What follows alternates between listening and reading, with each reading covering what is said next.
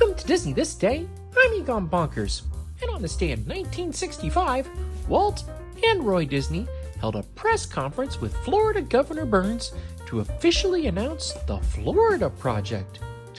Word had gotten out about Disney's sizable land purchase near Orlando to the public's delight. The largest group of media in Florida history assembled for the news.